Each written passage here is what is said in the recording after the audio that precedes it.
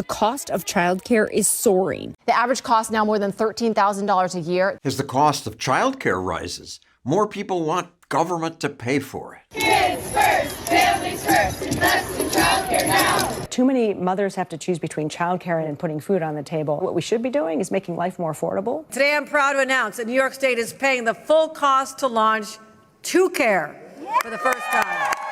Yippee! My state will fund free childcare for 2-year-olds. But wait, what government does isn't free. Taxpayers pay.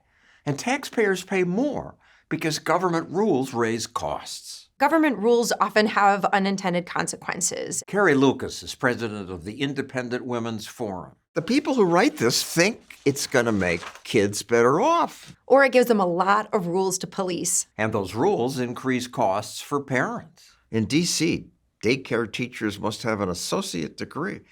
That can cost $22,000. Takes 2 years to get. Of course, you're going to have to pay a lot more when you've asked people to invest tens of thousands of dollars in degrees. The rules are long and sometimes dumb. In Illinois, anyone offering daycare must provide coins for payphones.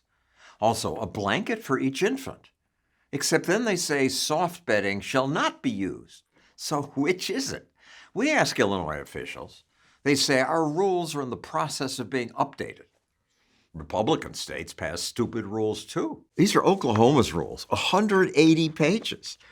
Why would you open a place if you have to understand this, let alone obey it? I wouldn't. You're going to have to hire a lawyer to be the one to decipher this for you. Oklahoma's rules include this very confusing chart that tells providers the exact number of items they're supposed to have. How many nesting, stacking, and interlocking toys? How many single object puzzles, toddler blocks, toddler pounding toys, giant pegboards, depending how many kids they have and how old they are. This just goes on and on. There's a lot of policymakers who talk about the lack of affordable care, and yet here they are layering on regulations that make it impossible for people to come and fill that need. Oklahoma's regulators declined to answer questions about their endless rules.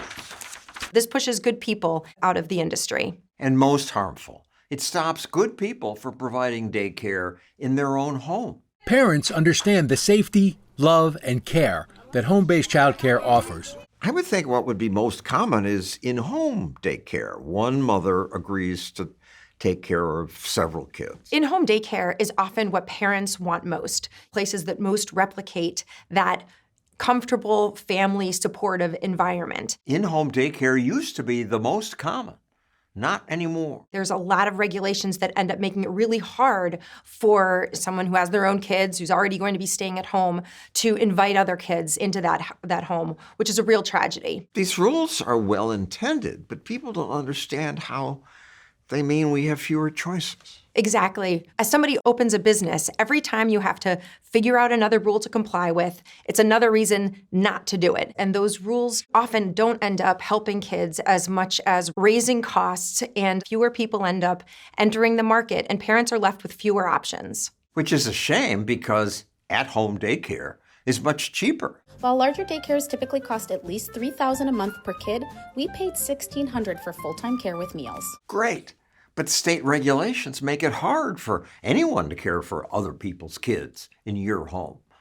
Michigan says you must have a license to take care of even one other child.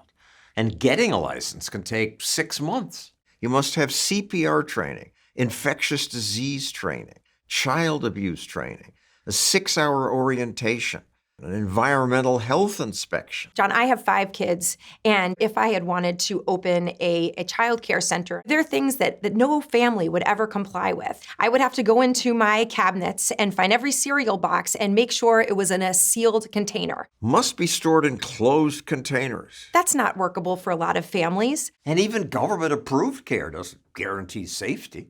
Missouri's Adventure Learning Center was government licensed. 2 teachers from the Adventure Learning Center were caught on camera encouraging children to fight each other in a basement classroom.